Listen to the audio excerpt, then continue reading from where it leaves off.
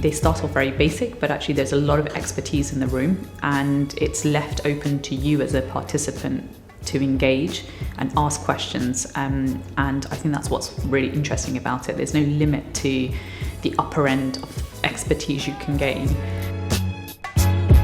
I had to discuss a patient with a severe skin tissue infection, and we actually started with a case, and then we progressively went through all the aspects of treatment and of management of these patients, so from the start to the end. The fact that we divided the group up in different levels actually allowed us to go more in depth in some groups and to really focus on the basics in another group.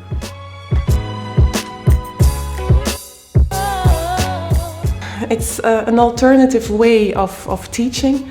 You just have to jump in, go with the flow, but it was really nice. Especially the audience was very interactive.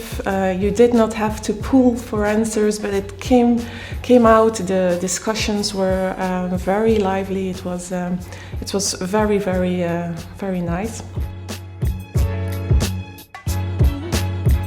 Of course, the European Society is well known for, excellent learning and excellent learning opportunities. So yeah, it definitely lived up to the expectations. It was an amazing course. I've had a lot of fun.